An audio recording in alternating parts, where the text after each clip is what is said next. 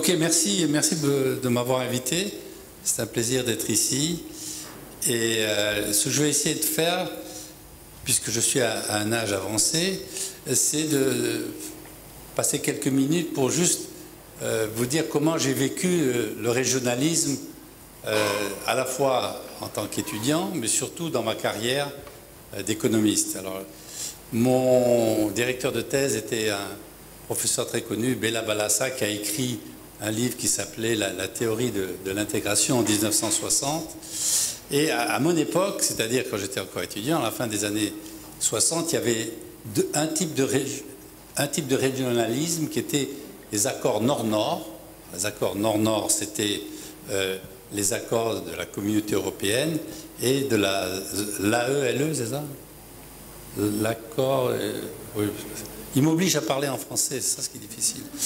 AELE. Et d'un autre côté, il y avait tous les accords Sud-Sud. Et les accords Sud-Sud, en fait, c'était resté lettre morte, c'est-à-dire qu'en général, il y avait beaucoup de bonnes intentions et très peu avait été réalisé en termes de réduction des barrières tarifaires, sachant que l'objectif de ces accords régionaux, à l'époque, alors il y a une grande différence entre les accords régionaux du XXe et du XXIe siècle, c'est qu'au XXe siècle, les accords régionaux, c'était un échange d'accès au marché à l'insu des non-participants. C'est-à-dire, je donne accès à mon marché, toi, tu me donnes accès au tien, et les autres, ils restent au froid. C'était ça, les accords régionaux de cette époque. Et bien maintenant, en fait, je vais y venir dans 2 minutes, les accords régionaux du XXIe siècle, surtout pour les pays en développement, c'est des accords régionaux, on pourrait appeler ça « the race to the bottom », c'est-à-dire on veut réduire, l'échange n'est plus un échange d'accès au marché tellement, mais beaucoup plus un échange de je vais entreprendre des mesures de réforme économique pour essayer d'attirer l'investissement direct étranger, et c'est ce qu'a fait à merveille les pays de l'ASEAN. Donc c'est un régionalisme qui est différent. Mais pour refaire ça en arrière, en 1990 à peu près, 92, les États-Unis, qui avaient été le champion du multilatéralisme, sont passés au régionalisme comme tout le monde. C'est quand le fameux Bush-père avait dit « je veux faire un accord de libre-échange à l'intérieur de toute la zone de l'Amérique », que tout d'un coup, il n'y avait plus personne pour défendre le multilatéralisme. Et donc, il y avait déjà, pour l'Union, pour l'Europe, la politique internationale, les relations internationales de l'Europe, c'était le régionalisme, en fait. Tous ces accords régionaux, c'était surtout des accords qui étaient là pour leur politique étrangère. Et aux États-Unis, ils étaient on pourrait dire les champions, les défendeurs du multilatéralisme, jusqu'au moment où, en 1990, on s'est dit peut-être les négociations vont échouer. C'était les négociations de la ronde de l'Uruguay allaient échouer, donc les Américains se sont mis aussi au régionalisme. Donc tout le monde s'est mis au régionalisme. Donc on a eu une deuxième période où les accords régionaux n'étaient plus nord-nord et sud-sud, mais nord-sud.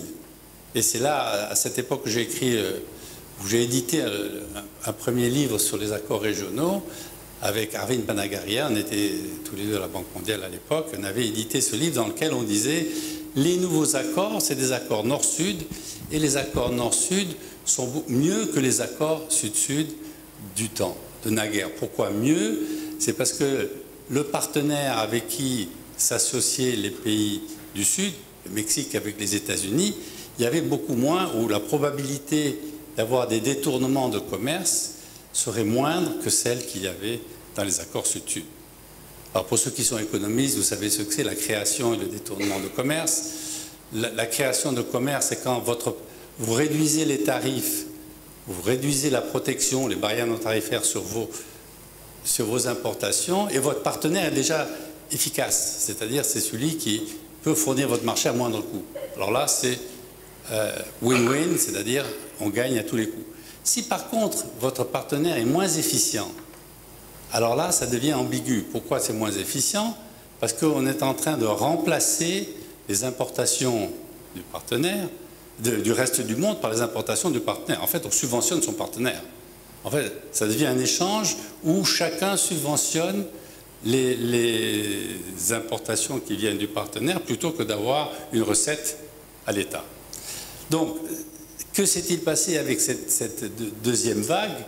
Ben, c'est que la vague a plus ou moins continué, et puis après, il y a eu les accords généralisés. C'est de ceux dont je vais parler après. C'est que dans ces accords généralisés, tout le monde s'est lancé à la poursuite. Alors maintenant, vous voyez tous ces graphiques, 300, 400 accords qui sont notifiés à l'OMC. Donc, on a tous ces accords régionaux, et ce que je voudrais faire, c'est un peu parler en perspective.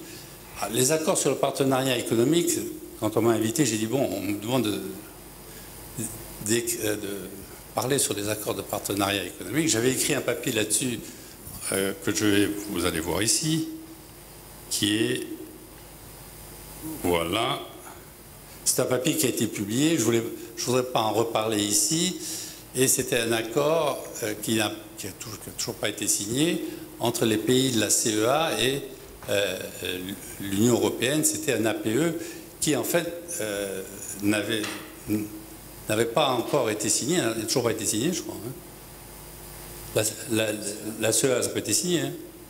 Bon, en tout cas, ce qu'on a fait, c'est une analyse économique assez détaillée dans laquelle on a essayé de voir quels seraient les effets à la fois sur le revenu du gouvernement. Et ce qu'on a fait qui n'avait pas été fait avant, c'est qu'on avait fait nos calculs à partir des données en douane.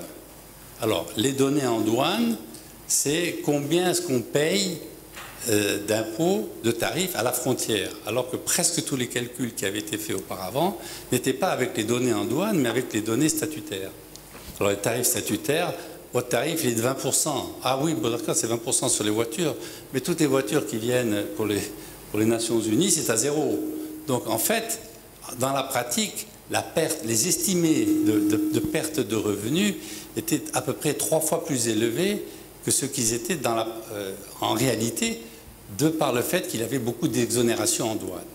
Donc, dans cette étude, on a dit, attention, cette perte de revenus est exagérée quand c'est calculé à part des données statutaires plutôt que des tarifs qui sont effectivement payés parce qu'il y a tellement d'exonérations en douane. Donc dans cette étude, on a aussi parlé en disant à l'époque, c'était il y a 4 ans, que ce qui était important, ça aurait été d'avoir dans l'APE les services. Et les services n'ont pas été, à part Cariforum où il y a eu quelque chose sur les services n'ont pas été inclus dans les négociations. Or, les services, c'est peut-être l'une des erreurs, enfin c'est toujours facile ex post de dire qu'il y a des erreurs, mais c'est certain que les accords régionaux en Afrique ont calqué et copié la démarche de l'intégration en Europe, c'est-à-dire on fait l'ordre, marché des biens, après zone de libre-échange, après union douanière, après monnaie commune, etc. Mouvement des personnes. Or, ce qui aurait pu être fait et qui n'a pas été fait, et aujourd'hui on s'en est rendu compte, c'est que les services, dans notre jour où il y a beaucoup de délocalisation, les services sont très complémentaires, le commerce des services est très complémentaire avec le commerce des biens. À cause de cette forte complémentarité, il faudrait réduire la protection qu'il y a dans le marché des services. Et là, c'est très compliqué à estimer. Pourquoi? Parce que beaucoup de services ne passent pas par la douane. Donc on n'a pas de bonnes données pour estimer quels sont l'équivalent de la protection dans les services. Mais les ordres de grandeur, ça pourrait être 3 ou 4 fois plus élevé que la protection tarifaire. Donc, étant donné la forte complémentarité entre le commerce des biens et le commerce des services, on a souvent dit, ben voilà, au lieu de copier le modèle précédent, il faudrait libéraliser les services, même si c'est plus difficile, peut-être plus difficile à faire. Donc, tout ça pour dire, voilà où on en est. Et les accords de partenariat économique, je pense que vous savez ce que c'est quand il y a eu l'OMC, quand l'OMC est arrivé, eh bien c'était fini, il fallait avoir des accords réciproques. Donc les accords de Cotonou, pour les pays qui n'étaient pas des PMA, parce que les PMA, ils avaient déjà tout sauf les armes. Donc s'ils avaient tout sauf les armes, qu'est-ce qu'ils allaient avoir en plus? Ben, rien du tout. Alors ceux qui n'étaient pas les PMA, le Kenya, le Nigeria, tout ça, eux, si jamais ils n'avaient pas un partenariat, ils risquaient de perdre, je ne dirais pas des broutilles, mais quelque chose. Donc déjà, dans ces régions, il y avait des intérêts qui étaient asymétriques. Ils étaient asymétriques entre ceux qui avaient déjà, avec tout sauf les armes, ils avaient déjà accès au marché européen, et les quelques autres pays qui, s'ils ne faisaient pas partie de l'APE, ils auraient perdu un tout petit peu. Voilà, c'était un peu ça le scénario. Donc, les APE, quand même, ont eu de la difficulté, comme on l'a entendu ce matin, à progresser. Le seul qui a vraiment été signé, c'est le CARIFORUM. Et si vous lisez notre papier, on a regardé ce qui était passé donc, en 2014, c'est 8 ans plus tard. Et il y a eu beaucoup de critiques sur la mise en œuvre du CARIFORUM, qui était le seul APE qui était signé en 2013-2014. Ok, alors, donc, moi, ma petite introduction. Alors après, je voudrais juste parler pendant 5-10 minutes sur qu'est-ce que j'ai appris sur alors je ne sais pas comment on dit ça en français, Regional Economic Community, les communautés régionales. Regional Economic Communities, comment ça s'appelle ça en français? Hein? Voilà, les communautés économiques régionales. Okay. Comme vous savez, il y en a 8, et l'idée c'était d'avoir une intégration le long de ces communautés, et il y a une certaine logique. Pourquoi? Parce que si on est peu nombreux, la négociation peut aller plus vite et on peut avoir une négociation qui mène à une intégration plus importante des marchés. Le problème, c'est que si on est peu nombreux, eh bien, l'ouverture au marché est petite. Donc il y a un trade-off qui est évident.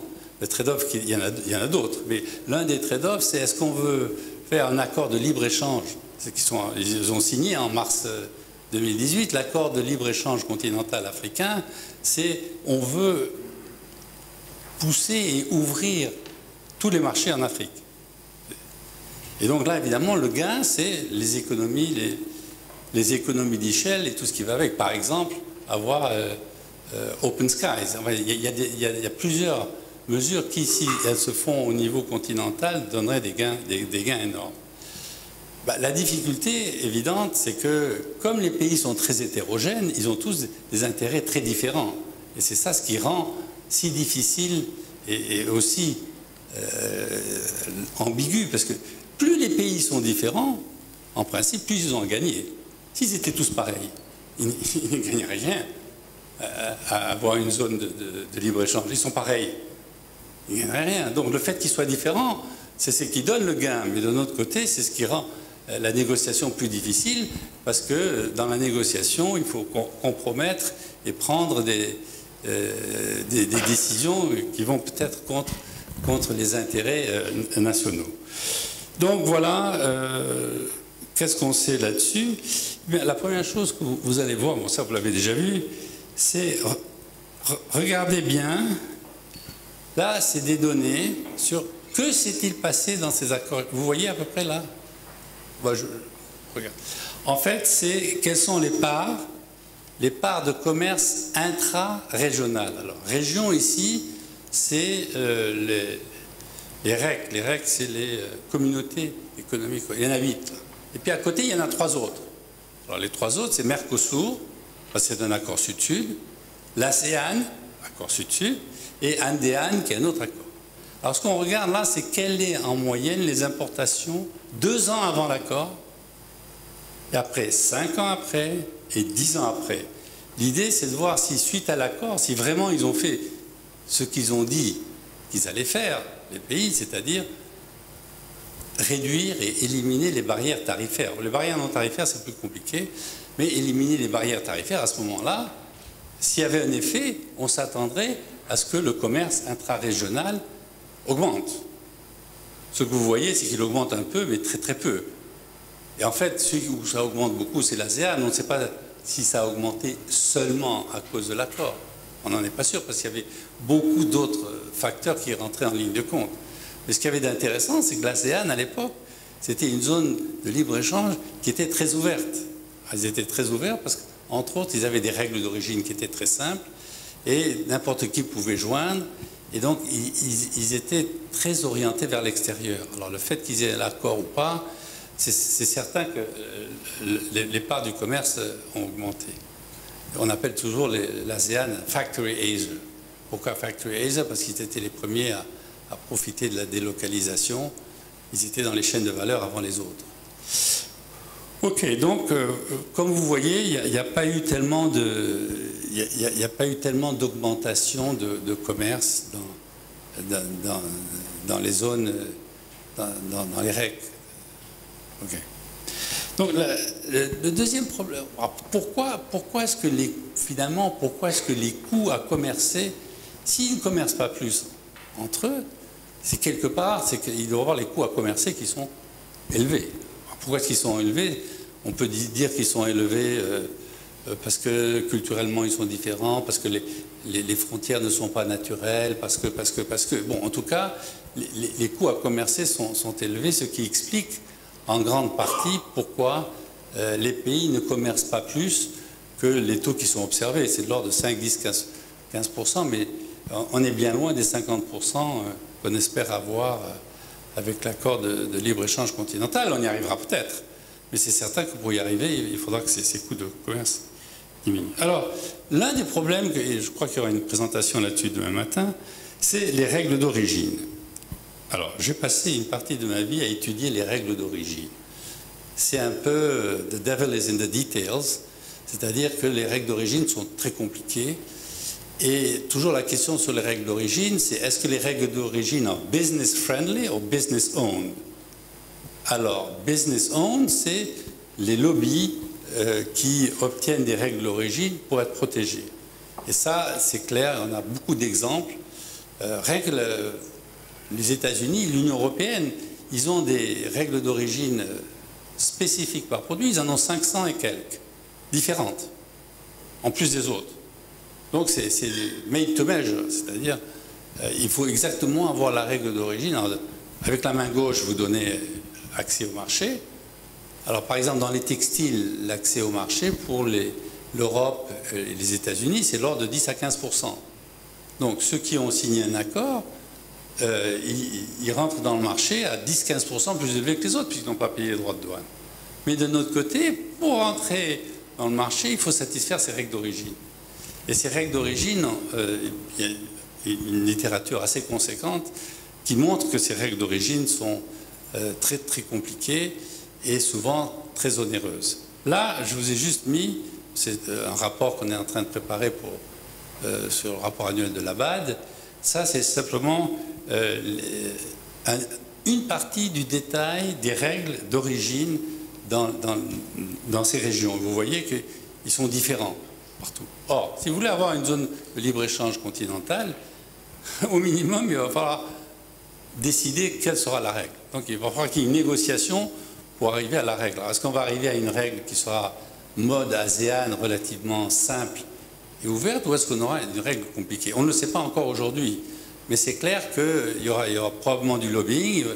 Nigériens, d'autres pays vont certainement vouloir des règles d'origine qui vont être favorables pour leurs producteurs. Donc on fait partie de ce problème. Alors, une autre façon de voir les effets des règles d'origine, je montre souvent ce graphique. Alors, dans ce graphique, vous avez sur l'axe vertical, il y a 4 pays au monde qui publient les taux d'utilisation des préférences. Alors, les taux d'utilisation des préférences, vous êtes dans un accord régional, vos importations rentrent dans le pays. Est-ce qu'ils rentrent comme MFN ou est-ce qu'ils rentrent comme faisant partie de l'accord préférentiel? Alors, dans les textiles, c'est 10-12%. Ça vaut la peine de ne pas payer les 10-12%. La question, c'est quel est le taux d'utilisation des préférences là où c'est assez important. Sur l'axe horizontal, vous avez sur l'axe horizontal les taux de préférence qui vont jusqu'à 20%. Alors, quand vous avez un taux d'utilisation de 50%, lorsque votre votre marge préférentielle est de 20%, il faut vous poser la question. Si 3 ou 4 ans après avoir signé l'ALENA, il n'y en a que 50% qui utilisent des taux de préférence, 20% ils sont au courant. Donc c'est les règles d'origine qui sont très... Et ça c'était très connu notamment dans les textiles, dans la pêche et autres. Donc ce problème-là est bien connu. Et un autre qui est également connu, c'est celui-ci, c'est le fameux cas de tout sauf les armes et AGOA. Alors AGOA, ce qu'il y avait d'intéressant dans AGOA, c'est que Clinton en 2000, il a dit bon maintenant on va faire quelque chose pour l'Afrique. Africa Growth Opportunity Act. Alors l'AGOA, c'était simple. Si vous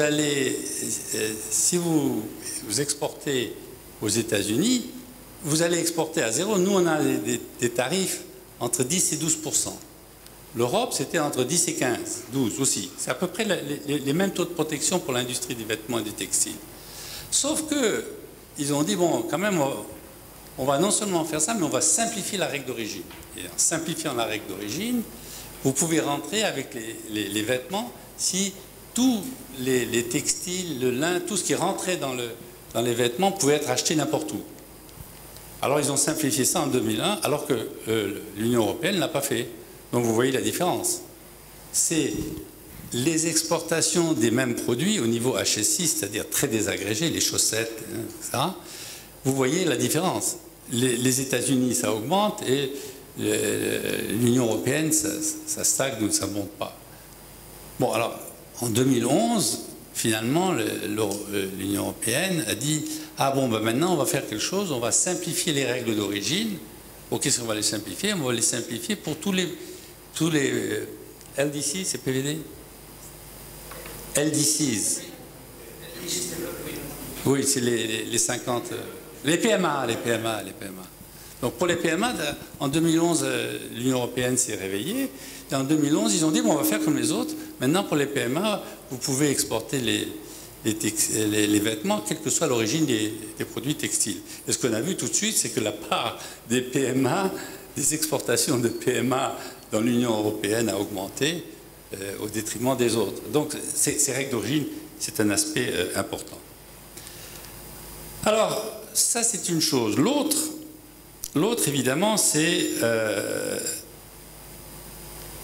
assez important, c'est depth, c'est la profondeur de ces accords régionaux.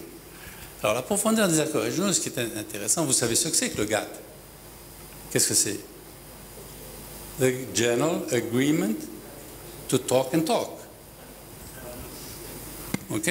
Donc, le General Agreement to Talk and Talk, c'est simplement qu'on n'arrive jamais dans ces négociations, ça tourne en rond, et que s'est-il passé? C'est que durant les 20 dernières années, presque tous les accords régionaux sont allés au-delà du menu qui est négocié à l'OMC. Alors, les WTO Plus, en haut, ce sont les mesures qui sont prises dans les accords régionaux, qui sont également dans les négociations multilatérales. Les WTO-X, ce sont les mesures qui, elles, ne sont pas sur la mobilité des personnes, réglementation, etc., etc. Donc, ce que vous voyez, ce qu'on voit, c'est qu'il y a une forte augmentation des négociations régionales qui vont au-delà du menu qui est négocié à l'OMC ou dans les négociations multilatérales de Doha. Donc, c'est pour ça qu'aujourd'hui, la question qu'il y avait à l'époque, est-ce que le multilatéralisme et le régionalisme sont des substituts ou des compléments, n'a plus lieu d'être. Simplement, le multilatéralisme n'avance pas, donc on avance avec le régionalisme. La question, c'est est-ce qu'on avance avec le régionalisme d'une façon qui augmente l'efficience dans l'allocation des ressources. Donc vous voyez ici, et même dans ce graphique, il y a aussi une distinction assez importante entre les mesures qui sont exécutoires et celles qui ne le sont pas. Alors, les États-Unis, en général, ils ont beaucoup d'accords régionaux, hein, presque autant maintenant que l'Union européenne. Dans les accords de l'Union européenne, il y a beaucoup de mesures qui ne sont pas exécutoires, alors que dans les accords régionaux des États-Unis, elles sont jugées être plus exécutoires, c'est-à-dire être plus contraignants. Et là, vous avez quelque chose qui montre quel est le pourcentage des mesures qui le sont. Alors, par exemple, ici, capital et, comment vous voyez, c'est pour les 7 pays, les 7 régions africaines, 31%, mais il n'y en a que 12% qui peuvent être jugés comme étant plus ou moins exécutoires. Okay. Après, vous avez la distinction entre l'Afrique, bleu clair, et South-South, c'est tous les autres accords, il y en a 108, tous les autres accords régionaux Sud-Sud. Donc vous pouvez faire ces petites comparaisons pour voir. Ce qu'on voit en général, c'est qu'il y a beaucoup de mesures WTOX qui sont au-delà de ce qui est négocié à l'OMC, qui sont dans les accords, dans les REC. Je n'arrive jamais à dire les REC, c'est quoi déjà encore? Non, oui, tu me le répètes. Voilà, ok. Bon, donc en fait, ce que je voulais parler, en fait, c'est pas ça. Ce que je voulais parler, c'est ce qui vient maintenant, c'est les ODD. Alors pourquoi je voulais parler des ODD? Parce que il n'y a pas que l'accord sur le climat, mais vous savez qu'en 2001, quand le cycle de Doha a été lancé, on a dit c'est un cycle pour l'environnement et les pays en développement. Bon, c'est juste après le 11 septembre, donc il fallait quand même dire quelque chose pour les pays en développement. Donc on a dit c'est le cycle pour les pays en développement et pour l'environnement. Et bien sûr, pour l'environnement, quelle était l'idée? C'est qu'il faut qu'on ait un système multilatéral ouvert pour que les pays, tous les pays, pas seulement les pays en développement, puissent avoir accès au capital, aux machines et au marché où on peut lutter contre la pollution et la dégradation environnementale, dont évidemment le climat. Alors pourquoi est-ce que c'est important? Parce que il est assez clair qu'il y a peut-être une collision en préparation entre le système multilatéral commercial et le système climatique. Parce que pour le climat et pour l'environnement, beaucoup de personnes disent, ceux qui sont les climatologues disent, le commerce, de toute façon, s'il y a une discussion à l'OMC, une dispute à l'OMC sur une question environnementale, c'est toujours les firmes et ceux qui sont pour le commerce qui vont gagner plutôt que ceux qui sont pour protéger l'environnement. Et maintenant, l'accord de base, le contrat de base du GATT et de l'OMC, c'est un contrat négatif. Contrat négatif dans le sens que tant que vous avez donné ou accordé de façon non discriminatoire certaines règles d'accès au marché, vous pouvez faire ce que vous voulez pour l'environnement. Or, beaucoup de personnes disent maintenant quand même, si on va se réveiller pour l'environnement, les ODD et autres, il va falloir qu'on ait un accord ou des règles sur le commerce international qui vont obliger, où les pays devraient se mettre d'accord pour être contraints et obligés à mieux s'occuper de l'environnement. Donc voilà ce que je travaille là-dessus un peu en ce moment. Donc je voulais passer, j'ai 10 minutes. 20 minutes. Oh là là. On a tous le temps de s'endormir. Bon, voilà. Alors, ce que je vais faire, c'est je vais donner une dizaine de slides sur quels sont, dans les accords régionaux, quel est le rôle maintenant des mesures environnementales. Alors maintenant, des bases de données assez conséquentes, donc on peut aller regarder. Évidemment, les données que l'on a sont loin d'être parfaites. Tout ce que l'on sait, c'est si les mesures sont c'est du 0 ou du 1. soit la mesure est dans l'accord ou elle n'y est pas. Donc, ce que vous allez avoir ici, c'est simplement des... Bon. Alors là, vous voyez ici, le premier, c'est... Oh, je ne suis pas là. Là. Donc là, vous voyez, c'est les... Quel est vous avez ici combien d'accords régionaux en Afrique? 34. Donc sur les 34, il y en a 8 sur le climat, une quinzaine sur l'environnement, et ici, il y en a une dizaine, un peu plus d'une dizaine, où il n'y a que commerce. Donc, vous voyez, il y a quand même encore pas mal d'accords régionaux qui n'ont pas de mesures environnementales dans l'accord. Donc, ce n'est pas encore complètement répondu. Donc, on peut aller un tout petit peu plus loin et on peut regarder quel genre de... Je vais pas aller dans chacune de ces communautés économiques régionales. Vous pouvez regarder ici s'ils ont des provisions sur la biodiversité, eau, etc., forêt, désert. Donc tout ça, c'est juste pour essayer de voir si de plus en plus il y a cette prise de conscience de l'environnement. Et pourquoi c'est important? Parce que de nos jours, il y a 50 ans, quand on a commencé le GATT, il y avait très très peu d'externalités. Les externalités sont beaucoup plus répandues maintenant qu'elles l'étaient il y a 50 ans. Hein, quand vous pensez les virus, enfin, tout imaginer, le montant d'interaction physique entre pays est devenu beaucoup plus élevé. Et donc, par conséquent, il faudrait tenir compte de ces externalités. Donc vous voyez que on est loin d'avoir toutes ces considérations environnementales prises en compte.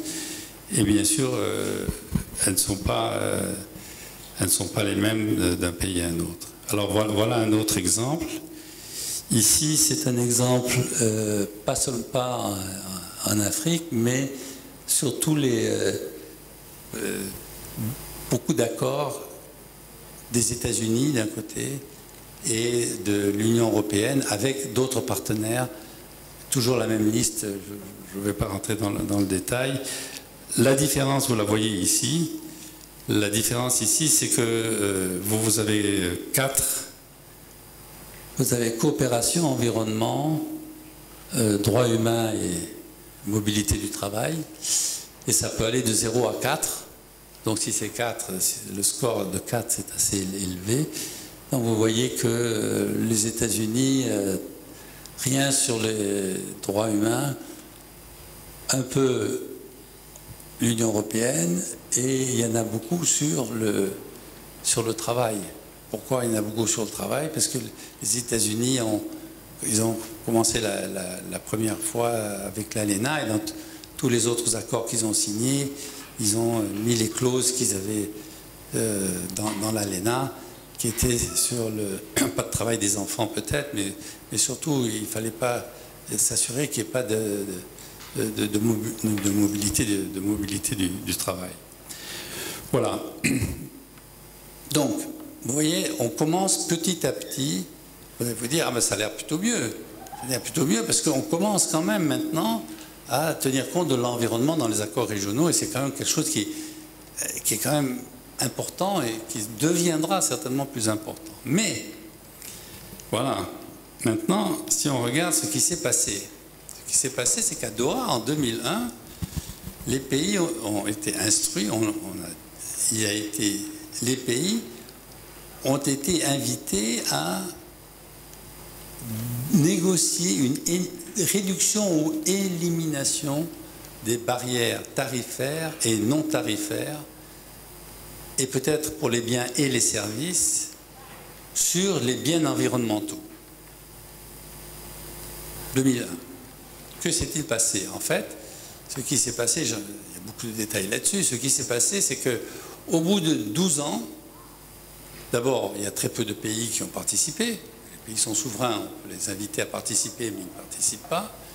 Ceux qui ont participé, finalement, ce n'étaient que les pays à niveau de revenus élevé, et eux, ils ont décidé que l'approche se ferait... Il y avait plusieurs approches. On pouvait le faire par projet ou on pouvait le faire par liste de biens. L'idée de ceux qui participaient, c'était avoir des listes de biens environnementaux. Et pour cela, on allait réduire ou éliminer les tarifs. Voilà, donc ça, c'était l'objectif. C'était, on va définir ce qu'est un bien environnemental. Good luck, évidemment, parce qu'un bien environnemental est différent pour les uns et pour les autres.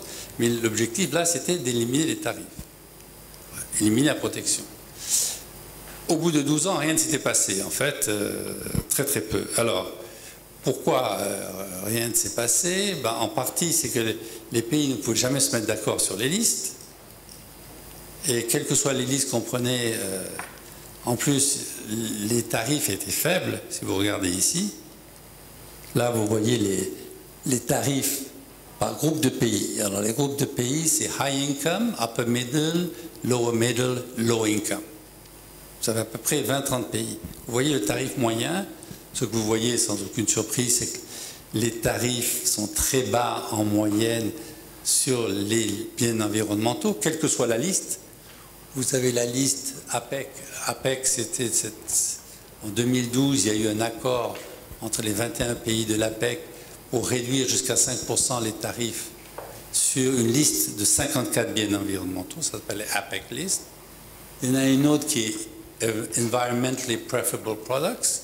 Ça, ce sont les produits qui dégradent moins l'environnement que les autres. Ça, c'est ceux dans lesquels les pays en développement auraient un avantage comparatif. Et comme ils n'ont pas participé, c'est une liste qui a été faite, mais qui n'a jamais été mise à l'épreuve. Et puis il y a la WTO List, 411 produits, qui était la somme de toutes les offres, de toutes les soumissions de listes qui avaient été faites. Donc ce que vous voyez, c'est que les tarifs, qu'ils soient bilatéraux ou MFN, sont très faibles. Alors, ce que vous pouvez faire, dire très bien, que s'est-il passé? Alors, si on regarde les exportations, ce que vous allez voir, il y a les deux listes là, il y a la liste APEC et la liste EPP. Et ce que vous voyez sur les exportations, c'est que c'est toujours la même chose. Dans la liste APEC, plus le niveau de revenu est élevé, c'est eux qui dominent. Et ils dominent beaucoup moins lorsqu'on prend la liste EPP, ce qui est normal. Et ce qui est intéressant, c'est que dans les négociations, les pays qui ont participé, ce n'étaient que les pays à niveau de revenu élevé. Ils ont toujours mis dans les listes les biens dans lesquels ils avaient un avantage comparatif, normal. Mais ce qu'ils ont fait, c'est qu'ils ont exclu à chaque fois les biens environnementaux de ces listes où ils avaient des tarifs élevés. Donc en fait, c'était du mercantilisme. C'est très bien de dire, bon voilà, je mets sur la liste des biens dans lesquels j'ai un avantage comparatif, mais si vous voulez faire quelque chose pour l'environnement, vous n'allez pas exclure de la liste les biens dans lesquels vous avez des tarifs élevés. Si vous le faites, c'est comme d'habitude, du mercantilisme, vous vous en fichez de l'environnement.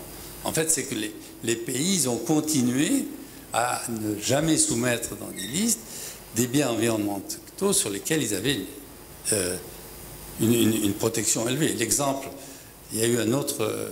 ensuite, en 2014, il y a eu le EGA, Environmental Goods Agreement, dont les négociations sont arrêtées en 2016. Et le meilleur exemple, c'est les bicyclettes. Alors, les bicyclettes, c'est pas mauvais pour l'environnement, vous êtes bien d'accord, hein? Là, il n'y a pas de problème, parce que la bicyclette, même s'il y a des progrès technologiques, ce sera toujours pareil. Parce que dans certains biens, un bien qui est bon environnementalement aujourd'hui ne le sera plus demain. Mais là, les bicyclettes, il n'y a pas de problème. Donc les Chinois voulaient que les bicyclettes soient dessus, mais l'Union européenne a dit non, parce qu'ils ont 12% de protection sur les bicyclettes, donc ils n'ont pas accepté que les bicyclettes soient sur cette liste. Donc on voit que ce comportement reste, et le problème, c'est avec ce genre de comportement, on n'a pas fait grand-chose, finalement, encore pour l'environnement. Voilà. Donc, ok, ça je vous l'ai déjà dit. Donc, conclusion, les pays en développement ne participent pas. C'est un peu normal peut-être, parce qu'ils ont une crainte. Ils ont une crainte que s'ils participent, leur marché va être envahi. Alors, le marché va être envahi, c'est bien ou pas bien? D'un certain sens, c'est pas bien si on produit quelque chose. Si on ne produit pas, eh peut-être que vous avez au moins accès à des biens dont vous avez besoin pour nettoyer l'environnement. Mais même si vous aviez une certaine production, si vous pouvez avoir des biens qui soient plus efficaces produits à l'étranger, ce serait quand même mieux pour l'environnement. La deuxième chose, c'est qu'évidemment, les pays en développement ayant beaucoup moins de réglementation environnementale que les pays à niveau de revenus élevé, ils n'ont pas encore développé ces industries. Donc en fait, ils ne veulent pas participer parce que d'une part, ils n'ont pas un marché assez grand pour ces industries, simplement parce qu'ils ont moins de réglementation environnementale. Or, pour ceux qui étudient le commerce, vous devez savoir que plus on a de variété dans un bien, le prix moyen baisse et donc ça vous donne un avantage comparatif. L'avantage comparatif provient du fait qu'on a un prix moins élevé pour l'ensemble des variétés. Ok. Donc, terminé, c'est évidemment, il y avait très peu sur la table. Le très peu sur la table, c'est que les barrières non tarifaires avaient été exclues. Le problème des barrières non tarifaires, c'est que ce n'est pas toujours facile à estimer. Quand on a des mesures non tarifaires, NTM, mesures non tarifaires, on ne sait pas si ces mesures non tarifaires sont protectionnistes ou pas. Il y en a, on est sûr qu'elles sont protectionnistes, et d'autres, on est sûr qu'elles ne le sont pas. Mais on est plus ou moins d'accord que le motif, c'est went from protectionist to precaution, de protectionniste à précaution. Que les mesures maintenant, les mesures non tarifaires sont plus du côté précaution, et avant elles étaient beaucoup plus du côté protection. Mais bon, il y a toujours quand même encore ces mesures non tarifaires qui peuvent être une barrière très importante dans le commerce des biens environnementaux. Alors, quelle est l'évidence que l'on a? Alors, on a deux types d'évidence, c'est presque toujours des modèles de gravité. Pour ceux qui... Qu'est-ce qui sait ce que c'est qu'un modèle de gravité? Oula! Le modèle de gravité. Mais qu'est-ce que tu enseignes? Ah, non, oui, mais c'est eux, ils ont séché ton cours ou quoi? Non, enfin, en gros, c'est le modèle qui est utilisé presque tout le temps dans ces estimés. Et il y a plusieurs versions du modèle. L'une, c'est de savoir si les pays qui commercent plus de biens environnementaux définis par une liste quelle qu'elle soit, est-ce qu'ils ont moins d'émissions de gaz à effet de serre? Donc on a maintenant des données sur les émissions de gaz à effet de serre. On essaye de voir si les pays qui commercent bilatéralement plus dans les biens environnementaux, est-ce qu'il y a une convergence et moins d'émissions de